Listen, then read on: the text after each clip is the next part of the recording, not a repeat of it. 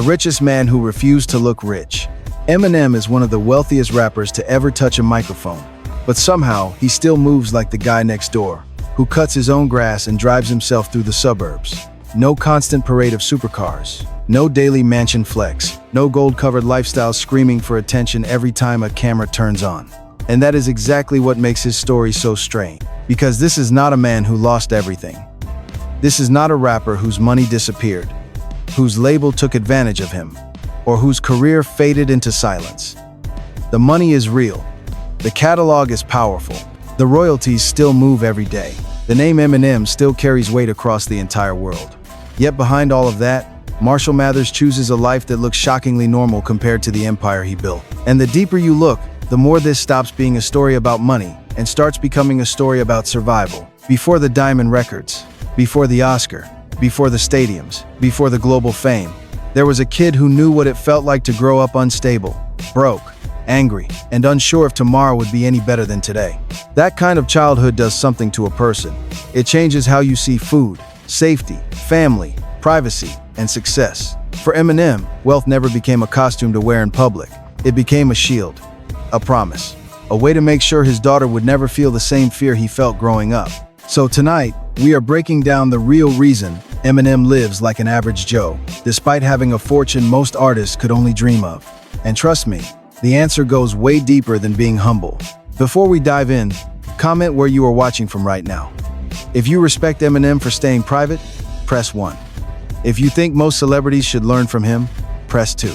And if you want more deep stories like this, make sure you subscribe, because this one is about to hit different. The childhood that built the fear. To understand why Eminem never became obsessed with showing off money, you have to go all the way back to Marshall Bruce Mathers III, before the fame ever touched him. He was born in Missouri, but stability was never part of his early story. His father left when he was still very young, and that absence became one of the first wounds that shaped the man the world would later know as Eminem. His mother, Debbie Mathers, raised him through difficult circumstances, and their relationship became one of the most complicated parts of his life and music. But beneath the controversy and the headlines was something simple and painful. Marshall grew up with very little security. The family moved constantly. Different homes, different neighborhoods, different schools, different faces. Nothing stayed long enough to feel permanent. Detroit eventually became the city that shaped him, but Detroit did not make life easy. As a poor white kid trying to find his identity in a tough environment, Marshall often felt like he belonged nowhere. He was bullied. He struggled in school. He failed the 9th grade more than once. By the time he dropped out, the world already seemed to be telling him he was not meant to win. But here is the part most people miss. Poverty is not only about having no money. Poverty teaches you to expect disappointment. It teaches you to watch every dollar. It teaches you that comfort can disappear fast. When a child grows up wondering whether life will ever become stable, that fear does not magically vanish when success finally arrives. That is why Eminem's quiet lifestyle makes sense. He did not grow up dreaming about being surrounded by luxury just to impress strangers. He grew up wanting control. He wanted safety. He wanted a home that would not disappear. He wanted his family protected from the chaos he knew too well. So when the money finally came, Marshall did not see it as permission to become reckless. He saw it as proof that the nightmare could finally stop. Detroit made him hungry. Before the world knew Eminem, Detroit knew Marshall as a hungry battle rapper trying to earn respect in rooms that did not always want to give it to him.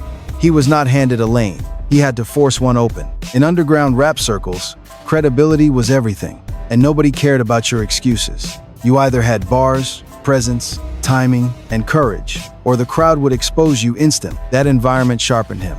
Every battle was pressure. Every performance was a test. Every rejection pushed him deeper into the version of himself that would eventually shock the industry. He was poor, frustrated, and often dismissed. But when he stepped near a microphone, something changed. The anger became rhythm. The pain became punchlines. The insecurity became speed, precision, and control. At the same time, real life was heavy. He worked low-paying jobs, including time and food service, while trying to keep his dream alive. He was not some artist sitting comfortably waiting for discovery. He was barely getting by, writing whenever he could, performing wherever he could, and watching life close in around him. Then fatherhood changed everything. When his daughter Haley was born, Marshall's ambition became something bigger than personal success. Now, it was not just about proving people wrong. It was about building a life for his child that looked nothing like the one he had survived. That responsibility gave his hunger a new edge. This is why the average Joe part of Eminem's life is not fake. It comes from a man who never forgot what it meant to work while broke, dream while tired, and keep pushing when the world gave him no guarantee. Detroit did not just give Eminem his sound, it gave him his survival instincts. It taught him that nothing is promised, respect must be earned, and money only matters when it protects what you love. That lesson stayed with him long after the whole planet learned his name. The explosion nobody saw coming. When Eminem finally broke through, it did not feel like a regular rap career taking off. It felt like a cultural explosion. After years of underground battles, frustration, and near misses, his demo reached Dr. Dre, and that moment changed everything. Dre heard something different, not just technical skill, but a voice full of rage, humor, pain, and raw honesty that could not be manufactured. Then came the Slim Shady LP, and suddenly the kid from Detroit was everywhere. The industry did not know what to do with him.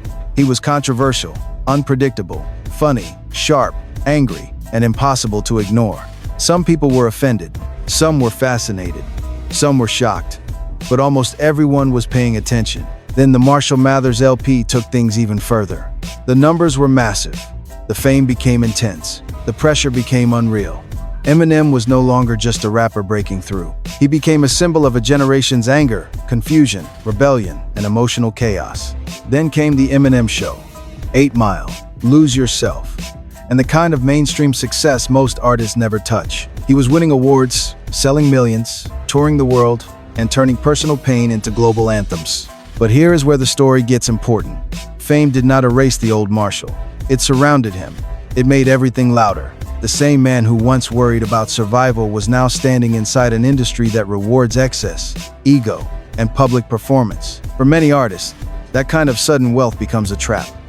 The cars, the chains, the parties, the attention, the people who appear when money arrives. But Eminem never seemed fully comfortable becoming a walking advertisement for luxury. Even at the height of fame, there was always a part of him that looked like he wanted to escape back into privacy.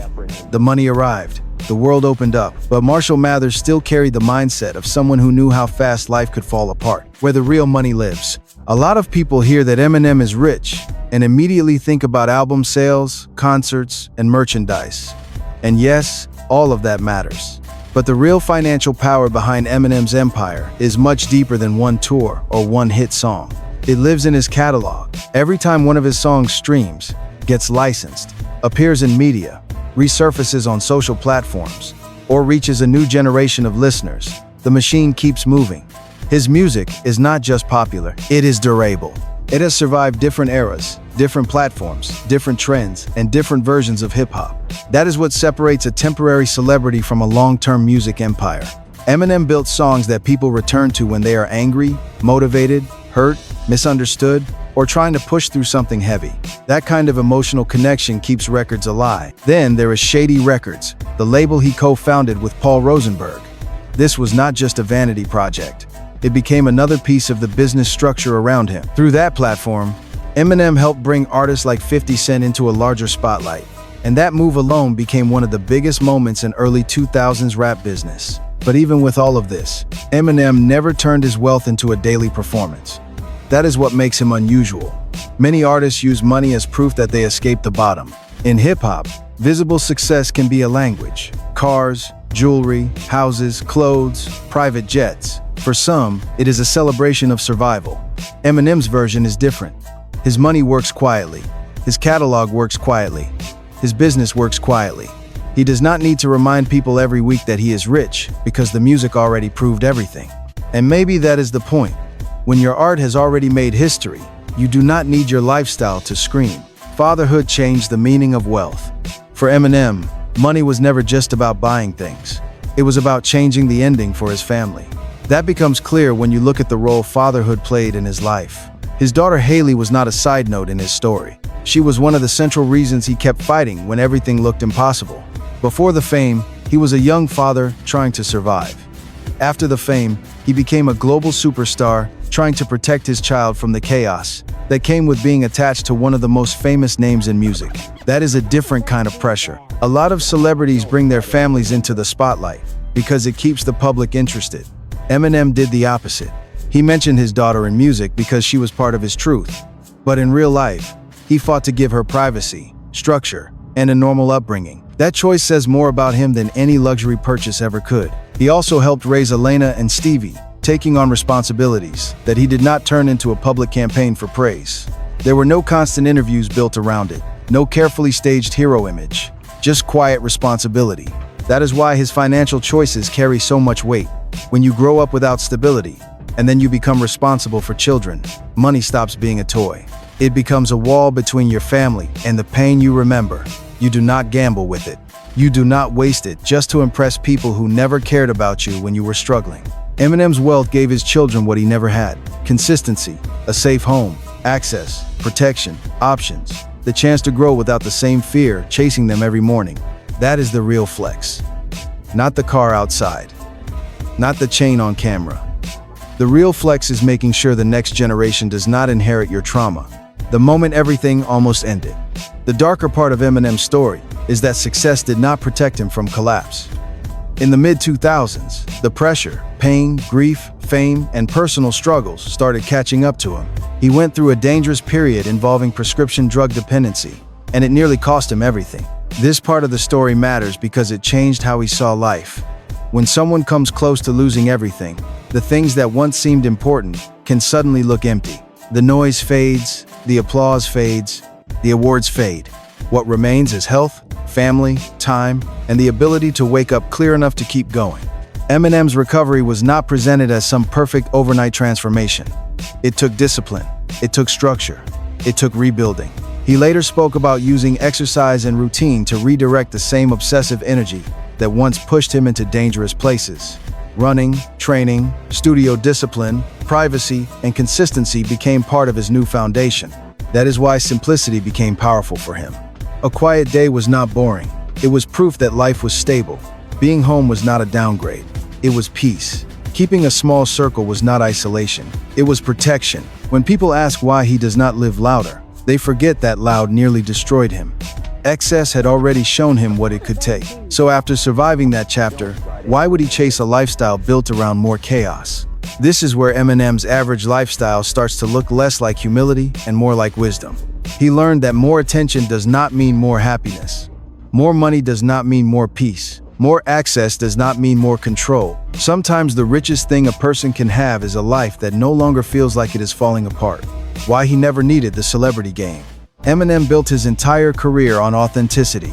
That word gets thrown around a lot, but in his case, it really is the foundation. Fans connected with him because he sounded like someone saying the things most people were afraid to say out loud. The rage, insecurity, humor, shame, grief, and ambition all came through without polish. That is why a flashy celebrity lifestyle never fully fit him. If Eminem suddenly became the kind of artist who turned every moment into a luxury commercial, it would clash with the emotional contract he built with his audience. His fans did not follow him because he looked untouchable. They followed him because he sounded painfully human. In hip-hop, showing wealth can be meaningful. For many artists, it represents escape, victory, and proof that they beat the system. But Eminem's version of victory was always different. His identity was never built around looking rich. It was built around being brutally honest, technically dangerous, emotionally intense, and impossible to fake. That is why staying grounded became part of his brand, without even trying. He did not need to announce it, he just lived it. Detroit stayed close, his circle stayed small, his home life stayed private, his public appearances became selective, and every time he did step back into music, the focus returned to the craft, not the lifestyle. That choice has made him even more mysterious. In an era where celebrities document everything, Eminem's silence becomes louder. People want to know what he is doing, because he refuses to turn his life into constant content. That kind of restraint is rare. And in a world addicted to showing off, restraint can feel more powerful than any flex. Eminem does not have to prove he made it. The world already knows. So instead of performing success, he protects peace. The quiet generosity nobody talks about. Another part of Eminem's life that rarely gets enough attention is what he does away from the spotlight. Over the years, his foundation and charitable efforts have focused heavily on vulnerable young people, especially around Detroit. That detail matters because it connects directly back to where his own pain began. He understands what it means to be a kid growing up without enough support. He understands how instability can shape a child's future before that child even has a chance to choose. So when he gives, he often gives quietly. Not as a brand campaign, not as a public image reset, not as a polished celebrity performance. Just action. During difficult moments, including times when Detroit needed support, Eminem has been connected to quiet acts of generosity that did not come with loud self-promotion. And that fits the pattern of his whole life. He does not seem interested in turning kindness into marketing. That is important because it shows the difference between wanting to help and wanting to be seen helping. Eminem has never needed the second one as much as people expect celebrities to need it. So when people call him cheap, mysterious, strange, or too private, they are missing the bigger picture. This is a man who built wealth from pain, used it to protect his family, invested it into his music, supported artists he believed in, and gave back without trying to make every good deed a headline. By Chapter 9, the answer is already becoming clear. Eminem lives like an average Joe, not because he forgot he is rich, but because he remembers exactly what it felt like to be poor. He knows the difference between comfort and performance. He knows the difference between peace and attention. And he knows that the life that looks boring to outsiders might be the same life that saved him. The fortune is massive. The legacy is untouchable. But the man behind it still seems to value the same thing he was chasing from the beginning: a safe place to breathe. The real reason Eminem lives like an average Joe.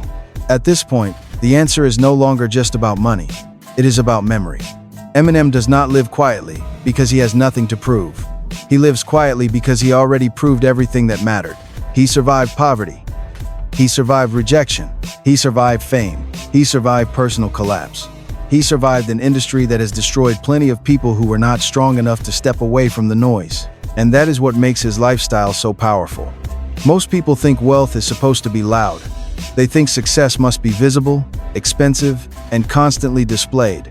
But Eminem's story shows a different kind of success. The kind where you can buy almost anything, but you choose peace. The kind where you could chase every spotlight, but you choose privacy. The kind where you could live for applause, but you choose family, health, and control. Strategically, Eminem made one of the smartest moves any artist can make. He protected the source of his power. His power was never luxury. It was never fashion. It was never being everywhere at once.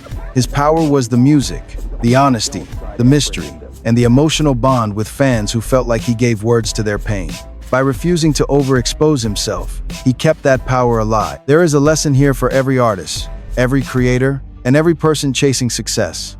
Money can open doors, but it cannot heal everything. Fame can make people know your name, but it cannot guarantee peace. Attention can feel powerful, but it can also become a cage. The real goal should not be to look rich for strangers. The real goal should be to build a life that feels safe when the cameras are gone. Eminem's quiet life is not weakness. It is discipline. It is protection. It is a man choosing not to let the world take more from him than it already has. And maybe that is the most human part of his entire story. After all the battles, all the pain, all the records, and all the controversy, Marshall Mathers did not use wealth to become untouchable. He used it to become stable. So the next time someone asks why Eminem does not flex like other celebrities, the answer is simple: because he understands something deeper. Peace is more valuable than attention. Family is more important than image. And real success is not always the life everybody can see. Sometimes, real success is the life you protect from everybody else. If you respect Eminem for choosing peace over showing off, hit the like button, subscribe to the channel, and share this story with someone who needs to hear it. Comment 1 if you think Eminem is one of the realest artists in rap history. Comment 2 if you believe his quiet lifestyle makes his legacy even stronger. And tell us where you are watching from, because stories like this prove that real greatness does not always have to be loud.